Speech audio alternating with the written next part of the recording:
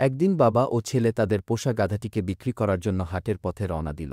বাবা, ছেলে ও গাধা তিনজনই হেঁটে যাচ্ছে। কিছুদূর যাওয়ার পর একজন লোক তাদের দেখে বলল, এরা কত বোকা, গাধা থাকতে হেঁটে যাচ্ছে, একজন তো গাধার পিঠে উঠে আরাম করে যেতে পারে। লোকটির কথা শুনে বাবা তার ছেলেকে গাধার পিঠে উঠিয়ে দিলেন। ছেলে গাধার পিঠে আর বাবা হেঁটে চলেছেন। কিছুদূর যাওয়ার পর আরও একজন বলল, কি বেয়াদব ছেলে, নিজে গাধার পিঠে আর বুড়ো বাপকে হাঁটিয়ে নিয়ে যাচ্ছে। এ মন্তব্য শোনার পর বাবা ও ছেলে স্থান পরিবর্তন করল। এবার বাবা গাধার পিঠে উঠল আর ছেলে হেঁটে চলল। আরও কিছুদূর অগ্রসর হওয়ার পর আর এক ব্যক্তি মন্তব্য করল, কি নিষ্ঠুর পিতা, নিজে গাধার পিঠে উঠছে আর মাসুম বাচ্চাটিকে হাঁটিয়ে নিয়ে যাচ্ছে। এ মন্তব্য শোনার পর বাবা ও ছেলে দুজনই গাধার পিঠে উঠল। গাধা চলতে শুরু করল। কিছুদূর অগ্রসর হওয়ার পর তাদের দেখে আর একজন আক্ষেপ করে বলল, কি অত্যাচার, কি অবিচার, একটি গাধা তার উপর দুটি লোক। বাবা ও ছেলে পড়ল মহাসমস্যায়। কি মুশকিল, গাধার সাথে হেঁটে গেলে দোষ, ছেলে উঠলে দোষ, বাবা উঠলে দোষ, দুজন উঠলে দোষ, এখন কি করা যায়? বাবা ও ছেলে মিলে নতুন বুদ্ধি বের করল। তারা বাঁশ ও রশি জোগাড় করল। তারপর সেই রশি দিয়ে গাধার 4 পা বাঁধল।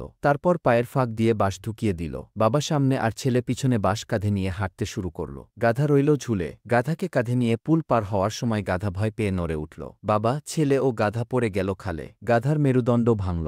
বাবা ও ছেলের ভাঙল পা। গাধা আর বেচা হল না। বাবা ও ছেলে আহত অবস্থায় বাড়ি ফিরে এলো। উপরের গল্পটি প্রাচীন উপকথা। লোকের সমালোচনাকে যারা খুব বেশি ভয় পায় তাদের জন্য এ গল্পটি শিক্ষণীয়। লোকের সমালোচনাকে কখনোই খুব বেশি প্রাধান্য দিবেন না। এতে আপনার মনের স্বাধীনতা নষ্ট হবে, মানসিক প্রশান্তির বদলে অশান্তিতে ভুগবেন।